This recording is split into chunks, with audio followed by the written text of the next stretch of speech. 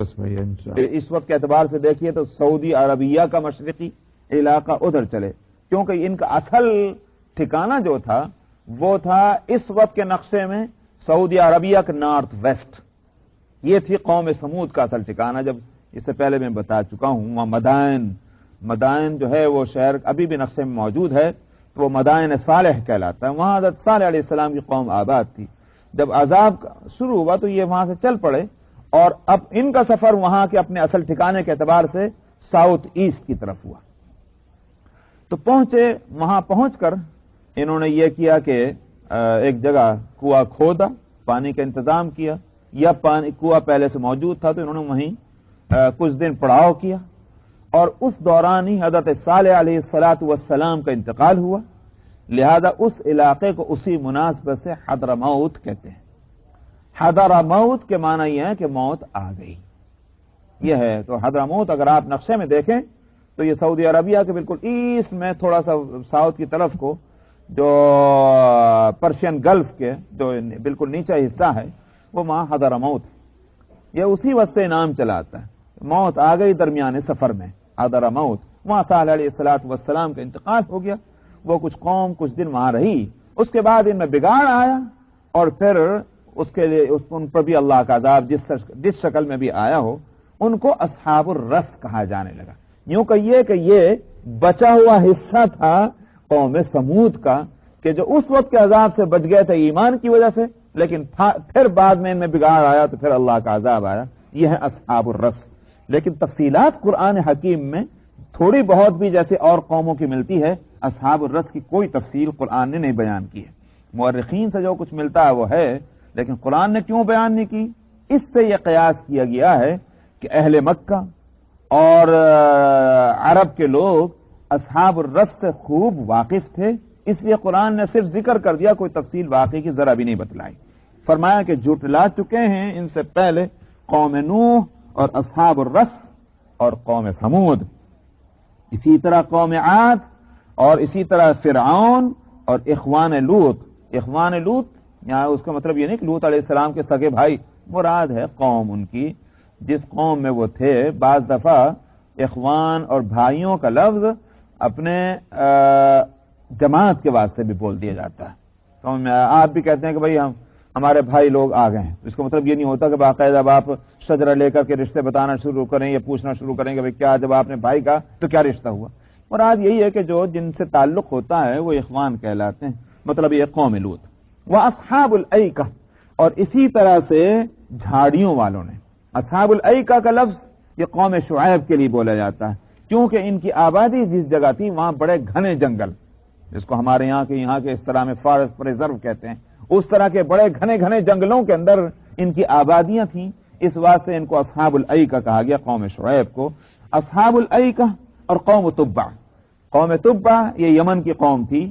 تبع ان کے ہاں ایک شخص گزرا تھا، پھر اولاد میں وہی چلا سلسلہ، تبع بادشاہوں کا لقب ہوا، اور انہی میں ایک تبع جو ہیں گزرے ہیں وہ کہ نبی کریم صلی اللہ علیہ وسلم سے کئی سو سال پہلے، تقریباً 500-600 سال پہلے وہ گزرے ہیں، اور انہوں نے یہ چاہا تھا کہ مدینہ منورہ کے لوگوں سے، ان کی جو وہاں یہود آباد تھے، ان سے ان کی لڑائی شروع ہوئی، اور طاقتور تھا یمن اس زمانے میں، تو فیصلہ کیا کہ یمن اس کو یا مدینے کو، جس کو اس زمانے میں یثرب کہا جاتا تھا، رونڈ ڈالا جائے۔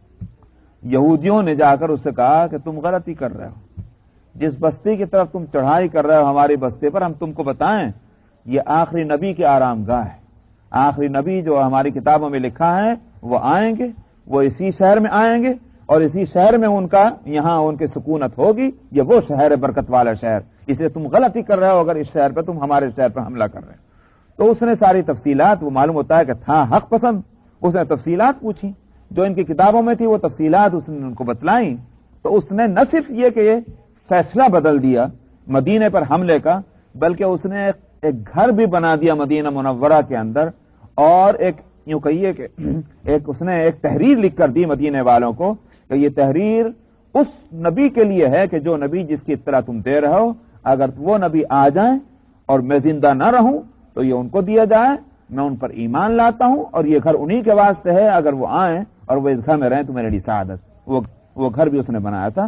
تو آپ کی دنیا میں تشریف لانے سے سینکڑوں سال پہلے یہ تبع جو تھا یہ مسلمان ہو چکا تھا، مگر اس کی قوم برابر اس میں یہ ہوا کہ کفر اور شرک پھیلتا رہا. تو اس کے لیے بھی ہے کہ اور انبیاء آتے رہے، ان کو بھی جھٹلایا قوم تبع نے. کل کذب الرسل فحق وعید، فرمایا ہر ایک نے پیغمبروں کو جھٹلایا تو ہمارا ڈرانا جو ہے وہ برحق رہا، یعنی ثابت ہوا، عذاب اللہ کا ان پر آتا رہا.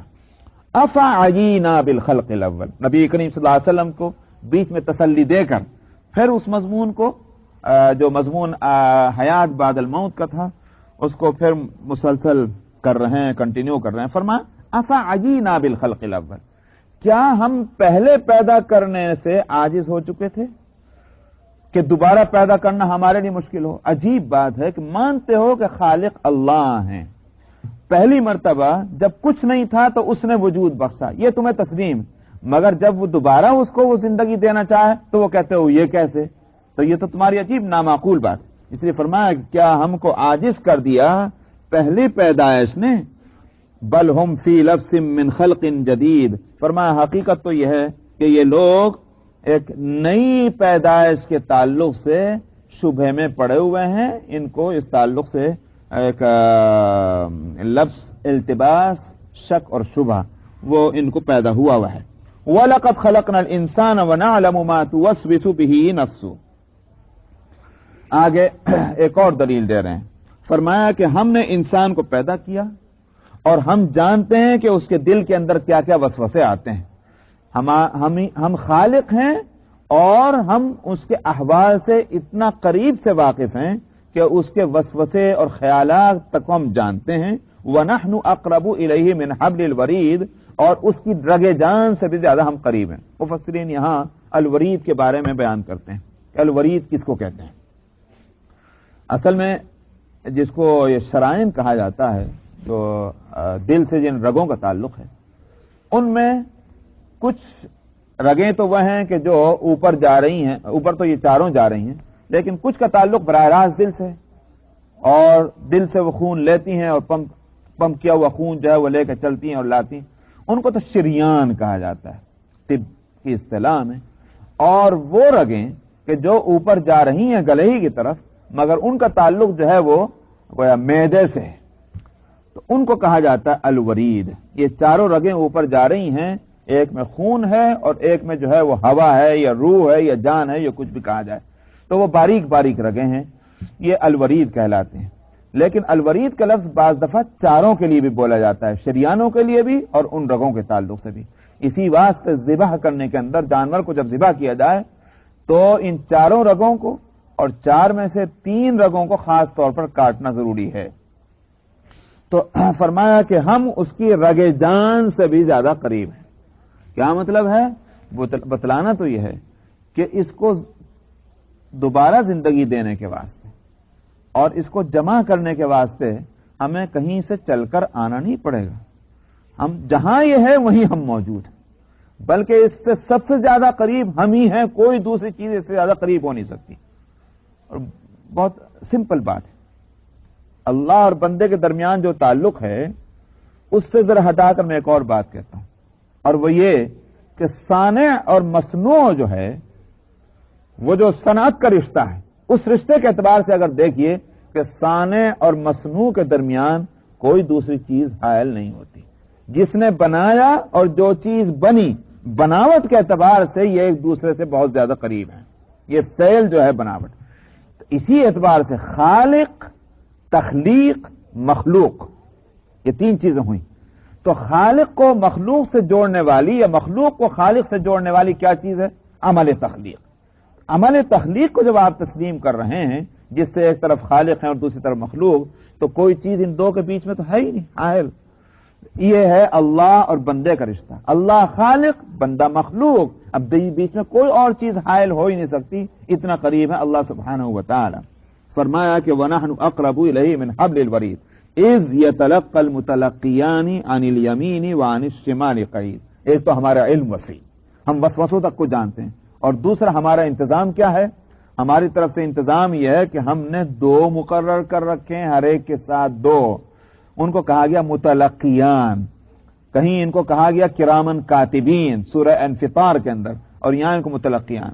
فرمایا جب لیتے ہیں وہ 2 لینے والے، یعنی اخذ کرتے ہیں، ریکارڈ بناتے ہیں، جو کچھ انسان کر رہا ہے یا جو کچھ بول رہا ہے وہ اس کو لیتے ہیں 2 لینے والے، دائیں سے اور بائیں سے، اور وہ برابر بیٹھے ہوئے ہیں. بیٹھے ہوئے کا مطلب یہ نہیں ہے کہ وہ کھڑے نہیں یا لیٹے نہیں، کوئی شکل ان کی ایسی بتائی گئی ہے جس کو بیٹھنا کہتے ہیں. مراد یہ ہے کہ وہ ہر وقت اس کے ساتھ لگے ہوئے ہیں، یہ نہیں کہ چلتے پھرتے کہیں اور پہنچ گئے پھر گھوم پھر کے آ گئے.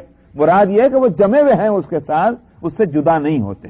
اسی بات سے حدیث میں آتا ہے، نبی کریم صلی اللہ علیہ وسلم نے فرمایا کہ یہ کرامن کاتبین جو ہیں وہ انسان سے کسی حال میں جدا نہیں ہوتے، ہر وقت اس کے ساتھ رہتے ہیں، سوائے اس کے کہ جس وقت وہ واش روم میں استنجا کرنے کے لیے جاتا ہے تو وہ وہاں سے ہٹ جاتے ہیں. مگر اللہ سبحانہ و تعالی نے ان کو یہ ملکہ دیا ہے کہ وہاں سے اگرچہ ہٹ گئے ہیں مگر ان کو یہ ملکہ ہے کہ اس ہٹ جانے کے باوجود وہ انسان جس پر وہ مسلط ہیں اس کی وہاں جو کچھ حرکتیں ہیں اس سے وہ باخبر رہتے ہیں. یہ نہیں کہ بے خبر ہو گئے اتنے عرصے میں. تو کوئی سیکنڈ اور کوئی لمحہ انسان کی زندگی کا ایسا نہیں گزرتا کہ وہ کرامن کاتبین سے بے خبری میں ہو. یہ ہے قعید کی صورت کہ وہ ہر وقت اس کے ساتھ جمے رہتے ہیں. تو خود ہمارا علم وسیع اور ہمارا انتظام اتنا مضبوط کہ برابر ریکارڈ تیار ہو رہا ہے. انسان بولتا ہے تو، کرتا ہے تو، یہ ساری چیزیں جو ہیں وہ اس کی ریکارڈ ہو رہی ہیں. ما یلفظ من قول الا لدیہ رقیب عتید. فرمایا کوئی بھی لفظ نہیں بولتا مگر یہ کہ اس کو واچ کرنے والا، اس کی نگرانی کرنے والا اس کے پاس ہی حاضر ہے. الا لدیہ رقیب عتید، رقیب نگراں کو کہتے ہیں اور واچ کرنے والے کو. وجاءت سکرۃ الموت بالحق، یہاں تک کہ کیا ہوتا ہے، فرمایا کہ وہ موت کے سکرات وہ سچائی لے کر آ جاتے ہیں. سکرات وہ جو جان کنی کا عالم ہے، موت کی جان کنی وہ حق کو لے کر آ جاتی ہے. کیا مطلب حق کو لے کر آ جانے کا مطلب؟ مراد یہ ہے کہ اب اس دنیا کی زندگی میں جو پردے پڑے ہوئے تھے یہ پردے اٹھنے شروع ہوتے ہیں اور وہ حقائق جو ہیں وہ کھلنے شروع ہو جاتے ہیں. جو پردے کے پیچھے ہیں وہ دوسرا عالم جو ہے اس سے پردے اٹھتے ہیں تو وہ انسان اس وقت اس سکرات کے عالم میں وہ اس کو دکھائی دینا شروع ہو جاتا ہے دوسرا عالم. یہ عالم جو ہے وہ پیچھے ہٹتا ہے، وہ عالم سامنے آتا ہے. یہی ہے وجاءت سکرۃ الموت بالحق کہ موت کی جان کنی وہ حق بات کو سامنے لے آنے لگتی ہے. ذالک ما کنت تحید، فرمایا اس وقت کہا جاتا ہے کیا ہے، یہی تو ہے جس سے تو بھاگا کرتا تھا، یہی ہے وہ دنیا، یہی ہے وہ عالم، یہی ہے وہ احوال جس سے تو بھاگتا تھا. ونفخ فی الصور ذالک یوم الوعید، یہ تو ایک فرد کے لیے ہوا لیکن فرمایا کہ پوری انسانیت کے لیے کیا ہوگا. اس کے بعد فرمایا کہ پھر سور پھونکا جائے گا. یہ تو موت آ گئی لیکن موت آنے کے بعد پھر دوبارہ پوری انسانیت کو زندگی دینے کے واسطے سور پھونکا جائے گا. ذالک یوم الوعید، یہی ہے وہ وعدے والا دن جس کے لیے ہم وعدہ کر رہے تھے آئے گا آئے گا آئے گا، آخر کو وہ دن آ جاتا ہے. وجاءت کل نفس معها سائق وشہید، اس سور کے پھونکنے کے بعد جب قیامت برپا ہوگی، حشر اور نشر ہوگا، فرمایا کہ ہر جان وہ کس طرح سے حاضر ہوگی اللہ کے سامنے، اس طرح کہ ایک اس کو ہکانے والا اس کے ساتھ میں ہوگا اور دوسرا جو ہے وہ اس کے ساتھ وٹنس ہوگا. یہ کون ہیں دو جو اس کو ہکا کر لے جا رہے ہیں اور دوسرا جو ہے وہ اس کا پورا پٹلیا اعمال نامے کا جو ہے ریکارڈ وہ ساتھ میں لے کر جا رہا ہے. کبھی دیکھا کسی کو اریسٹ کیے ہوئے؟ اریسٹ کر کے جو کوئی لے جاتا ہے کسی کو کورٹ کے اندر وہ اسی طرح لے جاتا ہے. ایک جو ہے پولیس والا وہ تو اس کا پورا فائل پورے لے کے چل رہا ہے اور دوسرا جو ہے وہ ہتکڑی ڈال کر کے اس کو کھینچے لے جا رہا ہے. یہ دو ہوتے ہیں. وہی صورت ہوگی قیامت میں. فرمایا کہ وجاءت کل نفس معها سائق وشہید، آئے گا ہر نفس اس طرح کہ اس کے ساتھ ایک ہکانے والا ہوگا. یہ نہیں کہ وہ باقاعدہ اس کو لے چلنے تشریف لے چلی. ہکانا جس طرح جانوروں کو ہکاتے ہیں کہ جانور مجبور ہے، وہ ادھر ادھر جا نہیں سکتا. یہی صورت اس شخص کی ہوگی جو ایک جس کو وہاں لے جایا جا رہا ہے اور ایک اس کے ساتھ وٹنس. یہ دونوں وہی ہیں جو دنیا میں اس کے ساتھ لگے ہوئے تھے. جو کرامن کاتبین تھے وہی کرامن کاتبین جو ہیں وہ قیامت میں آئیں گے. جن پر ان کا تسلط تھا دنیا کی زندگی میں، وہ پھر آئیں گے، اور جب ان کو اس کو دوبارہ زندگی مل جائے گی تو وہ جا کر پہچانیں گے کہ یہی وہ شخص ہے جس پر ہماری ڈیوٹی لگی ہوئی تھی اس کی زندگی بھر۔ وہ فرشتے دو آئیں گے اور آ کر اس کو پکڑ کے لے جائیں گے اس طرح سے۔ لَقَدْ كُنْتَ فِي غَفْلَةٍ مِّنْ هَٰذَا فَكَشَفْنَا عَنْكَ غِطَاءَكَ فَبَصَرُكَ الْيَوْمَ حَدِيدٌ۔ فرمایا تو آج کے اسی باتوں سے تو غفلت میں تھا، آج ہم نے تیرے اوپر سے وہ پردہ اٹھا دیا ہے، کھول دیا ہے پردہ۔ فَبَصَرُكَ الْيَوْمَ حَدِيدٌ، آج تیری نظر بڑی تیز ہے۔ اس وقت نہیں نظر آتا تھا اور نظر آ بھی نہیں سکتا تھا، سوائے اس کے کہ ایک مخبر صادق کی خبر پر یقین کر کے مان لیتا تو مان لیتا، لیکن آج ایک چیز تجھے آنکھوں سے نظر آئے گی، اب تیری آنکھیں دھوکہ نہ کھائیں گی، اتنی تیز ہوں گے تیری آنکھیں۔ وَقَالَ قَرِينُهُ هَٰذَا مَا لَدَيَّ عَتِيدٌ، فرمایا اور اس کا قرین جو ہے، اس کا ساتھی، وہ یوں کہے گا اللہ سبحانہ و تعالی سے، یہ میرے ساتھ جو تھا حاضر ہے۔ کون قرین؟ اس کے تعلق سے مفسرین یہاں تین باتیں کہہ رہے ہیں، تینوں کی گنجائش ہے۔ ایک تو یہ کہ وہ دو اعمال لکھنے والے، ان میں سے جبکہ ایک جو ہے وہ سائق ہے اور دوسرا شہید ہے، یعنی ایک ہکا کر لے جانے والا ہے اور دوسرا جو ہے وہ وٹنس کے طور پر۔ اور یہاں میں ایک اور بات بھی بتا دوں، میں یہ بھی متعین کر دوں اس حدیث کی روشنی میں کون سائق اور کون شہید۔ حدیث میں یہ آتا ہے کہ دائیں طرف جو فرشتہ ہے کرامن کاتبین میں سے وہ ہے نیکیاں لکھنے والا، اور بائیں طرف جو ہے وہ ہے برائیاں لکھنے والا، لیکن نیکیاں لکھنے والا فرشتہ جو ہے وہ ہے آفیسر، اور برائیاں لکھنے والا فرشتہ جو ہے وہ ہے اس کے انڈر میں۔ یہ صورت ہے۔ چنانچہ جب کوئی انسان برائی کرتا ہے تو وہ اپنے آفیسر سے پوچھتا ہے لکھ لوں؟ کہتا ہے ٹھہر جاؤ، ابھی انتظار کرو، ہو سکتا ہے توبہ کر لے۔ اگر وہ توبہ کر لیتا ہے جلدی تو پھر وہ کہتا ہے کہ ضرورت ہی نہیں لکھنے کی، اس نے توبہ کر لی۔ لیکن اگر وہ توبہ نہیں کرتا، ایک وقت گزر جانے کے ساتھ جو بھی اس کے لیے وقت ہو، تو پھر وہ اجازت دیتا ہے، کیونکہ یہ دن کے الگ ہوتے ہوں گے اور رات کے الگ، تو جب ان کا وقت ختم ہوتا ہے اور جانے کے لیے اپنا ریکارڈ سنبھال کر، تو پھر وہ کہتا ہے اب لکھ لو تم۔ تو ایک بات تو یہاں اس حدیث سے میں کہہ رہا ہوں، اس حدیث کو بنیاد بنا کر، کہ ایک برائی لکھنے والا اور ایک نیکی لکھنے والا، اور نیکی لکھنے والا جو ہے وہ ہے چونکہ آفیسر۔ غور کرنے سے سمجھ میں آتا ہے کہ ریکارڈ سنبھالنے والا تو ہوگا وہی جو آفیسر ہے، اور ہکا کر لے جانے والا وہ ہوگا جو برائیاں لکھنے والا ہے، وہی ہکا کر لے جانے والا، وہ ہے سائق۔ اس لیے ان دونوں اس طرح یہ شکل ہے ان فرشتوں کی۔ تو اب رہ گیا قرین کا مسئلہ۔ تو مفسرین بعض کہتے ہیں کہ یا تو وہ سائق ہوگا، بعض کہتے ہیں کہ وہ شہید ہوگا، یعنی گواہ وٹنس جو ہے ان دو فرشتوں میں سے، وہ ان میں سے ایک کہے گا خدا بندہ یہ ہے وہ حاضر جو میرے پاس تھا، دیجئے میری اپنی ڈیوٹی ختم، اور جس کام کے لیے آپ نے مجھے مقرر فرمایا تھا یہ بندہ حاضر۔ بعض مفسرین کہتے ہیں قرین سے مراد ہے شیطان۔ جس طرح سے اللہ تعالیٰ نے ہر انسان کے ساتھ دو فرشتے رکھے ہیں اس کا ریکارڈ بنانے کے لیے، اللہ تعالیٰ نے ہر انسان کے ساتھ اس بات کے لیے اجازت دے دی کہ ایک شیطان بھی لگا رہے، جن کا افسر اعلیٰ ہے ابلیس۔ سمجھ میں آیا؟ وہ تو ہیڈ ہے پورے تمام ڈپارٹمنٹس کا، وہ تو افسر اعلیٰ ہے، لیکن اس نے بہت سے ڈپارٹمنٹ بنا رکھے ہیں بہت سے کاموں کے واسطے۔ اور یہ بات میں کوئی اپنے طور پر بطور لطیفے کے نہیں کہہ رہا ہوں، یہ الفاظ میرے ہیں، لیکن یہ حدیث سے معلوم ہوتا ہے شیطان نے کئی شعبے بنائے ہوئے ہیں اور ان شعبوں کے کام سپرد کیے ہوئے ہیں۔ کچھ وہ ہیں جو شوہر اور بیوی کے درمیان لڑائی کراتے ہیں، کچھ وہ ہیں کہ جو پڑوسیوں کے درمیان لڑائی کراتے ہیں، کچھ وہ ہیں لوگوں کو جھوٹ بولنے پر آمادہ کرتے ہیں، کچھ وہ ہیں جو زنا اور بے حیائی کے کاموں پر آمادہ کرتے ہیں۔ یہ شعبے ہیں، ڈپارٹمنٹ ہیں، اور اس ڈپارٹمنٹ کے اندر ہزاروں جو ہیں وہ شیطان ہیں جو اس کام پر لگے ہوئے ہیں، ان کی ڈیوٹیاں ہیں، اور وہ ان کا افسر اعلیٰ ابلیس جو ہے وہ برابر رپورٹیں لیتا ہے کس نے کیا کام کیا، کس نے کیا کام کیا۔ یہاں تک کہ حدیث سے معلوم ہوتا ہے کہ ایک شعبہ ہے بچوں کو دینی تعلیم سے روکنے کے لیے، دینی تعلیم سے بڑوں کو اور بچوں کو روکے کہ وہ دینی تعلیم نہ حاصل کر سکیں، اس کام کے لیے ایک مستقل شعبہ ہے۔ اس لیے میں نے کہا تھا کہ یہ ڈپارٹمنٹ ہے ان کے۔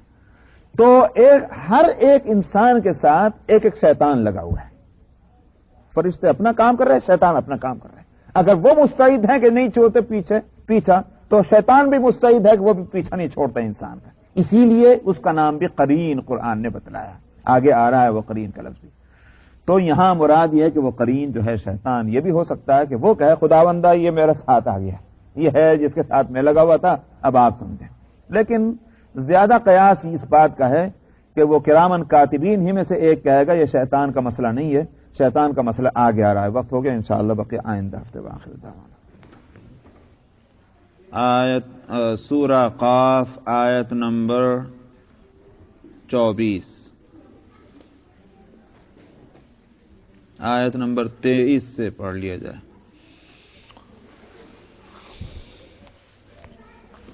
अऊज़ु बिल्लाहि मिनश शैतानिर रजीम, बिस्मिल्लाहिर रहमानिर रहीम।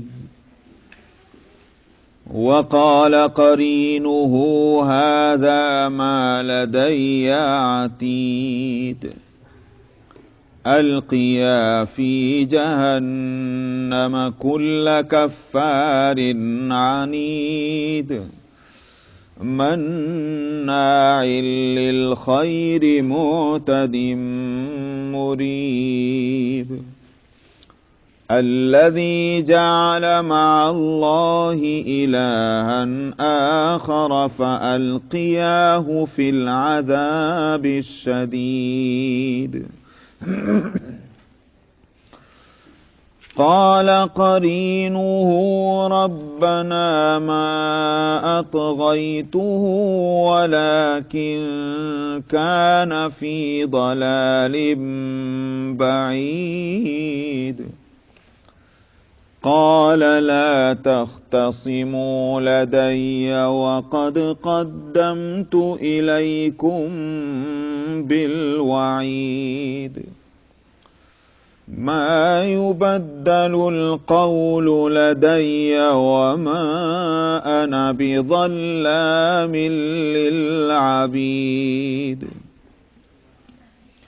यौम नक़ूलु लिजहन्नम हल इम्तलअति व तक़ूलु हल मिन मज़ीद व उज़्लिफ़तिल जन्नतु लिलमुत्तक़ीन ग़ैर बईद हाज़ा मा तुअदून लिकुल्लि अव्वाबिन हफ़ीज़ मन ख़शियर रहमान बिलग़ैब वजाअ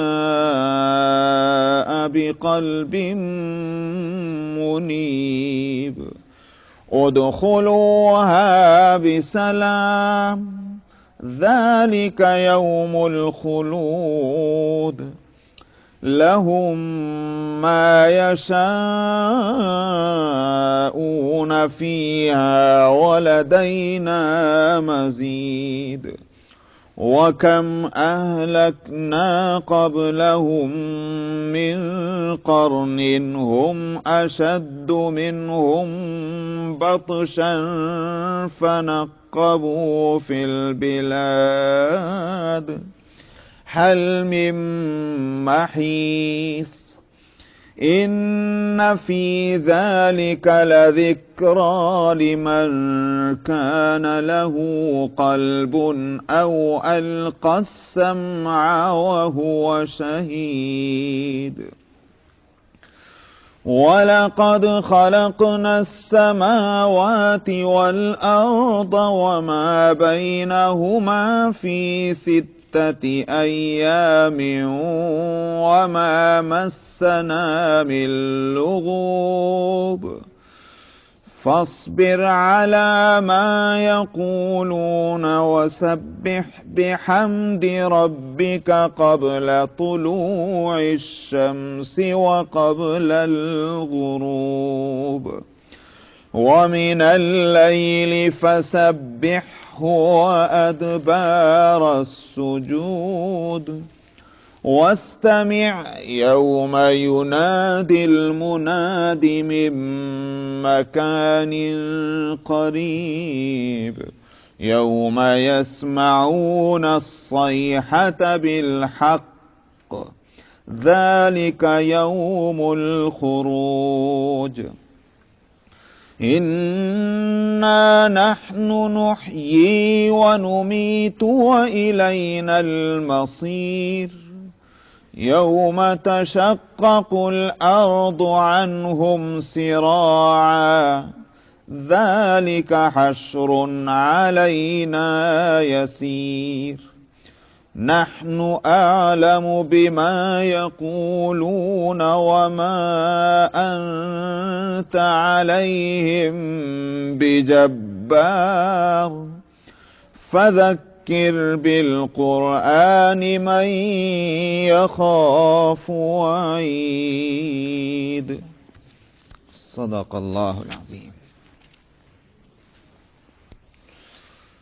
ذکر چل رہا تھا قیامت کے احوال اور احوال کا، ہولناکیاں قیامت کی، کس طرح سے ایک انسان کو فرشتے پکڑ کر لے جائیں گے اللہ سبحانہ و تعالی کی عدالت میں پیش کرنے کے لیے، اور وہ فرشتے وہی ہوں گے کہ جو دنیا میں اس کا ریکارڈ تیار کر رہے تھے۔ ان میں سے ایک کے لیے یہاں کہا گیا قرین۔ میں گزشتہ ہفتے بتلا رہا تھا کہ ایک برائی لکھنے والا فرشتہ ہے اور ایک اچھائی لکھنے والا فرشتہ ہے، اور اچھائی لکھنے والا فرشتہ چونکہ وہ حدیث کے اطلاع کے مطابق وہ افسر ہے اور برائی لکھنے والا ماتحت ہے، تو اب اس کے بعد قیاس کرنے سے یہ بات سمجھ میں آتی ہے کہ ریکارڈ بھی وہی لے کے جائے گا جو آفیسر ہے، اور باندھ جوڑ کر وہ لے جا رہا ہوگا کہ جو برائیاں لکھنے والا ہے۔ اب اللہ کی بارگاہ میں پہنچ کر وہ فرشتہ جو آفیسر ہے، جو ریکارڈ جس کے ہاتھ میں ہے، قیاس یہ کہتا ہے کہ وہی ہے یہ قرین۔ مفسرین چونکہ مختلف باتیں کہہ رہے ہیں کہ یا ان دو میں سے ایک فرشتہ ہے یا شیطان ہے، اس لیے میں کہہ رہا ہوں کہ قیاس یہی کہتا ہے۔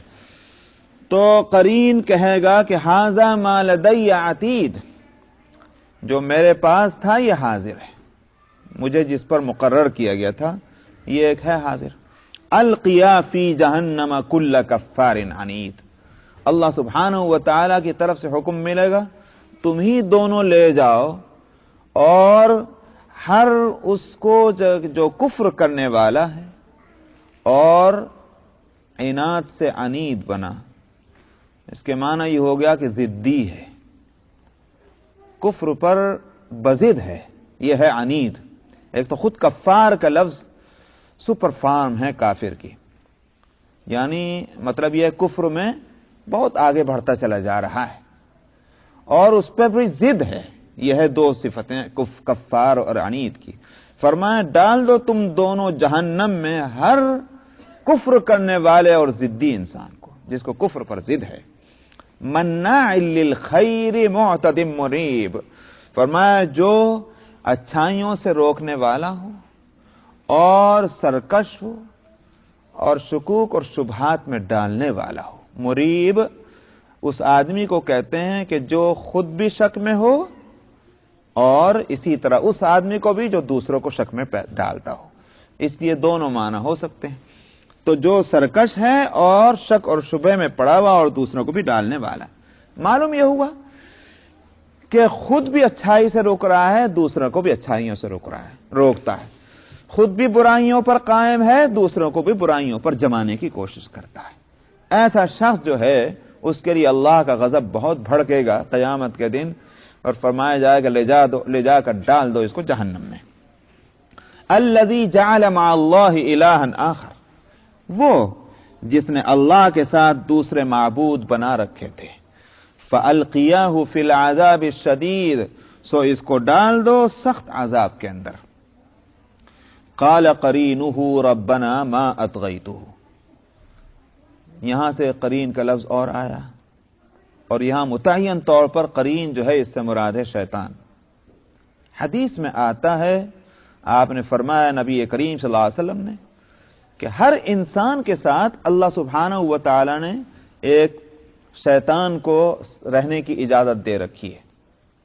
ابلیس نے اللہ سے اجازت مانگی تھی حضرت آدم علیہ السلام کی پیدائش کے وقت میں، انظرنی الی یوم یبعثون، مجھے مہلت دے دیجئے قیامت تک کے لیے۔ اللہ تعالیٰ نے فرمایا تھا انک من المنظرین۔ اس کے بعد شیطان نے دعویٰ کیا تھا کہ لأغوینہم ولآمرنہم فلیبتکن آذان الانعام ولآمرنہم فلیغیرن خلق اللہ، میں ان کو بہکاؤں گا، سکھلاؤں گا، ورغلاؤں گا، برے برے کاموں پر ان کو شوق دلاؤں گا، خود اس نے کہا تھا۔ تو اس جو اللہ کی طرف سے مہلت ملی ہوئی ہے اس کے مطابق ابلیس نے پورا انتظام کیا ہوا ہے قیامت تک کے لیے۔ اللہ کی دی ہوئی چھوٹ اس مہلت کے مطابق اس نے اپنے شعبے بنا رکھے ہیں، میں نے پہلے ہی بتایا تھا، ڈپارٹمنٹ بنائے ہوئے ہیں برائیوں کو پھیلانے کے لیے اور برائیوں پر لوگوں کو آمادہ کرنے کے واسطے۔ اس میں بھی اتنا اہتمام ہے کہ ہر انسان کے ساتھ ایک لگایا ہوا ہے، اور قرین کا لفظ اللہ یہاں قرآن حکیم میں اس لیے آیا کہ جیسے وہ فرشتے جن کے لیے پہلے آیت میں قرین کہا جا چکا کہ وہ کبھی بھی اس کا ساتھ نہیں چھوڑتے، ایسے ہی یہ شیطان بھی ہر وقت لگا ہوا ہے، کبھی ساتھ نہیں چھوڑتا۔ طبیعت اگر چاہتی بھی ہے کسی نیکی کے کرنے کی، اور اوپر سے اللہ کے رحمت کے فرشتے اس کو شوق دلاتے ہیں کہ وہ نیکی کرے، تو اسی کے ساتھ وہ شیطان جو ہے جو ساتھ لگا ہوا ہے وہ شوق دلاتا ہے کہ نیکی نہ کرے بلکہ برائی کرے۔ اب طبیعت جدھر کو بھی مائل ہو جائے، یہ برائی کرنے کی طرف، یہ اچھائی کرنے کی طرف، اب اگر وہ رحمت کا فرشتہ جو شوق دلا رہا ہے اچھائی کا، تو طبیعت کے اندر سے جو آمادگی اگر ادھر کو ہے تو اچھائی کر لیتا ہے، وہ شیطان مایوس ہو جاتا ہے، اور اگر طبیعت کے اندر آمادگی برائی کی طرف ہے تو شیطان کی دعوت پر لبیک کہہ لیتا ہے، برائی کر لیتا ہے۔ تو یہ صورت ہے، یہ اس کو قرین کہا گیا۔ تو وہ قرین جو ہے جو شیطان ہے وہ بھی بولے گا قیامت میں، قال قرینہ ربنا ما اطغیتہ ولکن کان فی ضلال بعید، خداوندہ میں نے اس کو گمراہ نہیں کیا تھا، یہ تھا ہی کھلی گمراہی کے اندر۔ بات سمجھ میں آتی ہے کہ وہاں یہ ہوگا کہ جب کہا جائے گا لے جا کر ڈال دو جہنم میں، تو وہ چیخے گا، چلائے گا، خداوندہ میں ہی قصوروار نہیں ہوں، بلکہ اصل قصوروار تو یہ ہے میرے ساتھ جو لگا ہوا تھا دنیا میں، اس نے مجھے بہکایا، اس نے مجھے ورغلایا، اس نے مجھے اچھائیوں سے روکا، برائیوں پر لے کے چلا، اصل مجرم تو یہ ہے، اس کو سزا دیجئے خداوندہ۔ تو اس وقت وہ بولے گا ربنا ما اطغیتہ ولکن کان فی ضلال بعید، خداوندہ میں نے کوئی زبردستی گردن پکڑ کے تھوڑی کھینچ کے اس کو لے کے گیا تھا برائی کی طرف، زیادہ میں یہ تو کرتا تھا کہ میں اس کو کہتا تھا بھائی یہ کر لے، یہ کر لے، یہ کر لے، زبردستی میں نہیں کرتا تھا، اس کی طبیعت ہی خود ادھر کو چلتی تھی، تو زبردستی جب میں نے نہیں کی، میں نے ایک دعوت دیتا تھا، مگر اس کو خود دل چاہتا تھا وہ برائیاں کرنے کو اور میری بات کو مانتا تھا، اس لیے قصوروار تو یہی ہے۔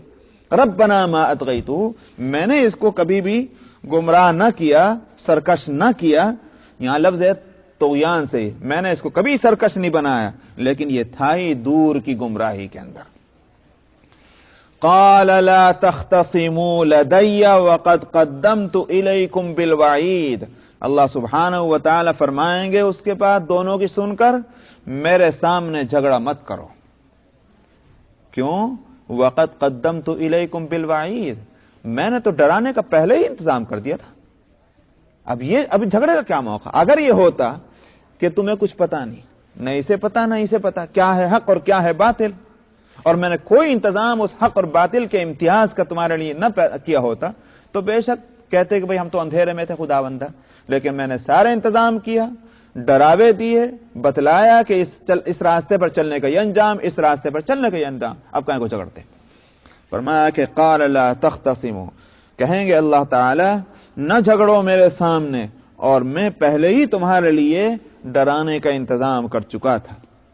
ما یبدل القول لدی وما انا بظلام للعبید، اور میرے نزدیک بات میں کوئی تبدیلی نہیں ہوا کرتی۔ کیا مطلب بات میں تبدیلی نہ ہونا؟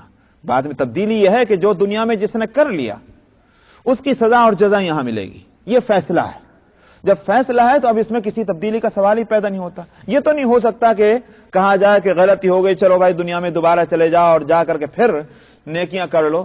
یہ تو فیصلہ ہے کہ زندگی ایک ہی مرتبہ ملنی ہے عمل کی، اور وہ مل چکی ہے، اب اس میں تبدیلی کا سوال پیدا نہیں ہوتا۔ اس لیے فرمایا کہ میرے سامنے بات میں، میرے نزدیک بات میں تبدیلی نہیں ہوا کرتی۔ وما انا بظلام للعبید، اور میں بندوں پر ظلم بھی کرنے والا نہیں ہوں۔ ظلام یہ بھی سپر فارم ہے مبالغے کا، ظالم کا۔ ظلام کا اصل ترجمہ ہے بہت بڑا ظلم کرنے والا، زیادہ ظلم کرنے والا۔ وما انا بظلام للعبید، میں بہت بڑا ظلم کرنے والا نہیں ہوں بندوں پر۔ اس کا یہ معنی نہیں ہے کہ بہت بڑا ظلم کرنے والے اللہ نہیں مگر تھوڑا ظلم کرنے والے ہوں گے، بلکہ مراد اس سے یہ ہے کہ بڑا آدمی جب ظلم کرتا ہے اس کا ظلم بھی بڑا ہی ہوتا ہے۔ سمجھ میں آیا؟ بڑی ذات جب بھی ظلم کرے گی وہ ظلم بڑا ہوگا۔ اللہ سے بڑھ کر کس کی ذات بڑی ہوگی؟ اس لیے بظلام فرمایا کہ اگرچہ میرا ظلم، یہ مطلب نہیں ہے کہ میں تھوڑا ظلم کر سکتا ہوں، میرا ظلم جو ہوگا وہ بڑا ہی ہوگا۔ اس لیے فرمایا کہ وما انا بظلام للعبید یوم نقول، اس سے مراد یہ ہے کہ ایسا نہیں ہے کسی نے کی بھلائی اور میں نے اس کو بروں میں شامل کر دیا، یا واقعتاً کوئی بے قصور ہے مگر میں اس کو سزا دینے بیٹھ گیا، ظالم بھی نہیں ہوں، اور دوسرے ایک میرے یہاں باتوں میں تبدیلی بھی نہیں ہوا کرتی۔ یوم نقول لجہنم هل امتلأت وتقول هل من مزید، تو اب جہنم میں لے جایا جا رہا ہے۔ سوال یہ ہے کہ وہ جہنم، کسی کو یہ اطمینان ہو کہ بھائی آخر دنیا میں اتنے برے لوگ ہیں، ہر جگہ کچھ نہ کچھ گنجائش ہوتی ہے، جب کوئی جگہ اس کیپیسٹی کے مطابق بھر جائے تو کہتے ہیں آکوپائڈ ہو گئی، سمجھ میں آیا صاحب، اب جو ہے نو روم۔ تو کیا جہنم میں بھی ایسے ہی ہوگا کہ بہت سے لوگ پہنچ گئے، ہو سکتا ہے کہ ہم ذرا لیٹ ہو جائیں اور ہم پہنچے تو معلوم ہوا کہ 9 روم کے سائن لگا ہوا ہے، ہماری چھٹی ہو جائے گی؟ فرمایا کہ یہ بھی نہیں ہوگا۔ یوم نقول لجہنم هل امتلأت وتقول هل من مزید، جس دن ہم کہیں گے جہنم سے تو بھر گئی، کیا اللہ کو معلوم نہیں؟ اللہ میں پوچھیں گے، لیکن دراصل اسی بتلانا یہ ہے کہ خود جہنم کی بھی حالت کیا ہوگی، اس بات کو بتلانا مقصود ہے۔ اسی لیے اللہ تعالیٰ جہنم میں بھی پوچھیں گے، قیامت میں بھی پوچھیں گے، اور آج بھی اس کو بتلا رہے ہیں۔ فرمایا کہ ہم کہیں گے جہنم کو تو بھر گئی، وتقول هل من مزید، اور وہ کہے گی کچھ اور بھی ہے۔ اس کا مطلب کیا ہے؟ مطلب یہی ہے کہ خود جہنم میں وہ طلب موجود ہوگی، وہ خود کھینچ کر لائے گی مجرموں کو، اس لیے اس کا خود پیٹ نہیں بھرے گا، اس کو چاہیے مجرمین اور تو جتنے بھی آئیں گے وہاں اس کا سوال ہی پیدا نہیں ہوتا کہ جگہ بھر گئی اب کون کہاں جائے۔ اور ظاہر ہے کہ یہ سوال کب ہوگا؟ یہ سوال ہوگا جب مجرم سارے پہنچ جائیں، جب یہ اللہ تعالیٰ پوچھیں گے تو بھر گئی، تو جہنم اس وقت بھی کہہ رہی کچھ اور ہوگا، کچھ اور بھی ہے کیا؟ تو اس کے مطلب کیا ہے؟ مطلب یہی ہے کہ جیسے کسی انسان کو یا جانور کو، جاندار کو، کسی کو لذیذ چیز ملے تو وہ لذیذ چیز کھانے کے بعد آپ کہیں کچھ اور، کہ ہاں بھائی کچھ اور لاؤ نا، اس لیے کہ اس کو لذت مل رہی اس سے۔ تو جس کے لیے جو چیز لذیذ ہوتی ہے اس کا اس سے دل نہیں بھرا کرتا۔ جہنم کے لیے لذیذ چیز جو ہے وہ مجرمین ہے، جیسے جنت کے واسطے جو ہے لذت اہل تقویٰ کی ہے، اسی طرح جنت بھی نہیں بھرے گی، متقین سارے پہنچ جانے کے بعد جنت کا دل نہ بھرے گا۔ تو جہاں بتلانا تو جہنم کے لیے ہے کہ وہ یہی کہے گی وتقول هل من مزید، کہے گی کچھ ہے اور زیادہ۔ وَأُزْلِفَتِ الْجَنَّةُ لِلْمُتَّقِينَ غَيْرَ بَعِيدٍ، اور فرمایا جنت قریب کر دی جائے گی متقین کے واسطے، ذرا دوری نہ ہوگی۔ کیا مطلب؟ مطلب یہی ہے کہ بھئی کہاں میدان، کدھر شاید جہنم قریب ہوگی تو جنت کے لیے کہیں پتہ نہیں کتنی دور، کتنے سال، کتنے برس لگیں گے وہاں تک پہنچتے، کیا کیا انتظامات وہاں تک پہنچنے کے ہوں گے۔ فرمایا یہ صورت ہی نہیں ہوگی، بالکل دور بھی نہیں، قریب ہوگی۔ جیسے ہی فیصلہ ہوگا کہ اس کو جنت میں لے جاؤ، معلوم ہوا جنت سامنے ہے۔ دراصل یہ زمان اور مکان کے فاصلے جو ہیں اور یہ ساری اس دنیا میں ہے، آخرت کا معاملہ بالکل یہاں سے مختلف ہے۔ وہاں نہ زمانے یہاں کی طرح ہوں گے اور نہ مکان وہ یہاں کے جیسا ہے کہ صاحب ایک جگہ سے دوسری جگہ پہنچنے کے واسطے آپ کو جیسے یہاں سواریاں چاہیے کہ جتنا بڑا فاصلہ طے کرنا ویسی ہی اس کے مناسب سواری چاہیے، یہ نہیں۔ جب جنت کے تعلق سے یہ ہے کہ وہاں یہ ہے کہ ما تشاءون، جو کچھ تم چاہو گے وہاں وہ ہوگا۔ ادھر خواہش یہ ہوئی کہ ہو جائے، وہ چیز سامنے موجود ہے۔ تو فاصلے ہوں یا زمانہ ہو، وہاں دنیا کی طرح نہیں ہوگا کہ اس کے لیے انتظار کرنا پڑے، جدھر ارادہ کیا، خواہش ہوئی، وہ فوراً وہ چیز سامنے آ گئی۔ تو اس لیے فرمایا کہ جنت متقین کے لیے قریب کر دی جائے گی، ذرا دوری نہ ہوگی۔ ھذا ما توعدون لکل اواب حفیظ، فرمایا کہ یہ ہے وہ جس کا وعدہ کیا گیا تھا ہر اس سے کہ جو پلٹنے والا ہو اور نگرانی بھی کرنے والا ہو۔ پلٹنے والے کے معنی کیا ہے؟ اواب کے معنی پلٹنا، لوٹنا۔ اس کے معنی یہ ہے کہ انسان کے لیے دن اور رات میں کہیں بھی جائے، کسی بھی مشغولیت میں ہو، کھا رہا ہے، پی رہا ہے، سو رہا ہے، جاگ رہا ہے، بزنس کر رہا ہے، بیوپار کر رہا ہے، سارے کاموں میں ایک ہی چیز اس کے پیش نظر ہے، گھوم پھر کر ادھر ہی آتا ہے، اور وہ کیا ہے؟ وہ ہے اللہ کا دین، اللہ کی مرضی، اللہ کی رضا، اللہ کی خوشنودی۔ شادی کرتا ہے، اللہ کی رضا دیکھ رہا ہے، اولاد ہو رہی، اللہ کی رضا دیکھ رہا ہے، کھانا کھا رہا ہے، اللہ کی رضا دیکھ رہا ہے، ایک ہی چیز ہے، گھوم پھر کر وہ ادھر ہی آ جاتا ہے۔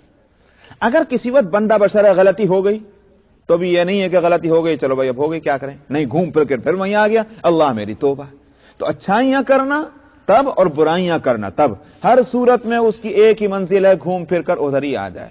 ٹھیک مثال دی ہے کسی نے کہ جیسے آپ دیکھ لیجیے، جیسے وہ ہوتی ہے کیا کہتے ہیں وہ قطب نما اور کیمپاس۔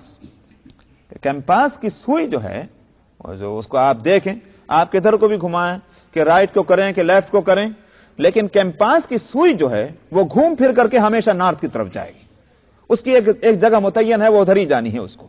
ٹھیک یہی صورت ایک انسان کی ہو، وہ انسان کے جو زندگی کے مختلف مشاغل میں لگا ہوا ہے، لیکن ساری مشغولیتوں کے باوجود گھوم پھر کر اس کو وہیں آ جانا ہے۔ اسی لیے واقعہ یہ ہے کہ اللہ سبحانہ و تعالیٰ کی طرف انسان کی لو کیسی لگنی چاہیے، میرے دماغ میں تو اس کی ایک مثال ہے، اور اس کو مثال کو میں دیا بھی کرتا ہوں کہ اس کی مثال ایسی ہے کہ جیسے ایک عورت کا ایک بچہ ہے گود کا، کہ جو اپنے سارے معاملات میں اپنی ماں کا محتاج ہے مثلا، اب اس کی پرورش اور دیکھ ریکھ ماں کو کرنی ہے، اسی کی ذمہ داری ہے کہ وہ اس کی دیکھ ریکھ کرے، لیکن یہ نہیں ہوتا کہ وہ ماں اتنے عرصے کے لیے کہ جب تک کہ وہ بچے کی پرورش مکمل نہ ہو جائے اس وقت تک وہ دنیا کا کوئی کام نہیں کرتی، نہ کھانا پکائے، نہ کھانا کھائے، نہ گھر کی صفائی کرے، نہ برتن دھوئے، نہ کسی سے ملے، نہ جلے۔ کیوں صاحب؟ اس لیے کہ بچے کی پرورش کرنی ہے اور بچہ جو ہے میرا محتاج ہے۔ یہ کہیں بھی نہیں ہوتا۔ بے شک بچہ اس کا محتاج، بے شک بچے کی پرورش اسی کو کرنی ہے، اور ہر وقت وہ اس کی دیکھ ریکھ کرنے والی ہے وہ ماں، مگر اسی کے ساتھ وہ سارے کام زندگی کے کرتی ہے۔ کس طرح کرتی ہے؟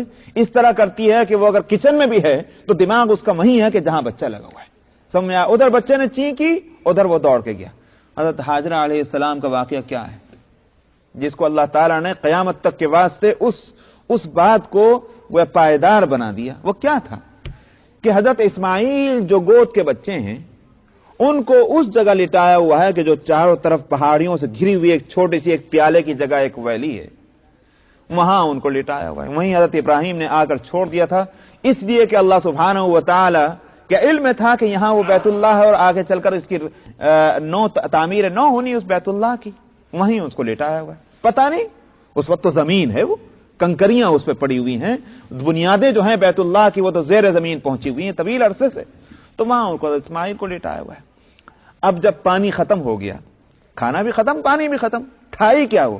حضرت ابراہیم علیہ السلام کون سی دکان لگا کے تھوڑی چھوڑ کے گئے تھے، ایک تھیلا کھجوروں کا تھا، کچھ راستے میں کھا لیا تھا جو بچ گئی تھی وہ رہ گئی تھی، ایک مشکیزے کے اندر پانی تھا جو راستے میں پی لیا جو رہ گیا وہ چھوڑ دیا تھا۔ اب نہ یہاں پانی ہے نہ کھانا ہے، آخر کو وہ پانی ختم اور کھانا بھی ختم، اوپر سے گرمی، نہ چھت ہے نہ درخت کا سایہ ہے۔ اور اس کے بعد حضرت حاجرہ پانی کی تلاش میں کہ پانی کیسے ملے، تو کبھی تو وہ اس ٹیلے پر چڑھ جاتی ہیں اور چڑھ کر کے دیکھتی ہیں کہیں دور دور جو ہے پانی کا کہیں نشان، کہ اس زمانے میں اور آج بھی یہی ہے کہ اگر کسی میدانی علاقے میں پانی کی کسی کو تلاش ہو یا پہاڑی علاقے میں خاص طور پر، تو اس کی ایک ہی صورت ہے کہ وہ کھلے میدان میں کھلے آسمان پہ یہ دیکھے کہ پرندے کہاں اڑ رہے ہیں، پرندے جہاں اڑیں گے سمجھا جائے گا کہ یہیں پانی کا انتظام ہے کہیں نہ کہیں۔ تو وہ اس لیے دیکھنے کے واسطے اوپر چڑھتی تھی ٹیلے کے اوپر، کہ جو آج تو خیر اب جا کر مکہ مکرمہ میں دیکھیے تو پہاڑوں کو صفایا کر دیا بالکل، لیکن جو حقیقی شکل تھی وہ واقعتاً ایک پیالے کی شکل تھی۔ تو اس لیے وہاں تو آسمان بھی ٹھیک سے نظر نہیں آتا ہوگا، تو ایک ٹیلے پر چڑھ رہی جس کا نام مثلاً صفا ہے، وہاں جا کر دیکھا کہ پانی کے کچھ آثار نظر آتے ہیں، فوراً خیال آیا کہ بچے کی کیا حالت ہوگی، کہیں ایسا تو نہ ہو کہ مر گیا ہو بچہ اتنی دیر میں، تو دوڑ کر کے نیچے ویلی میں آتی ہیں، دیکھا بچہ بھی جی رہا ہے تو پھر دوڑ کر کے دوسرے ٹیلے پر مروا پہ چڑھ جاتی ہیں، وہاں دیکھ کر کے پھر خیال آتا ہے کہ بچہ زندہ بھی ہے کہ نہیں، تو دوڑ کر پھر نیچے آ رہی، اسی میں وہ بار بار چکر ہو رہے ہیں۔ اللہ کو یہ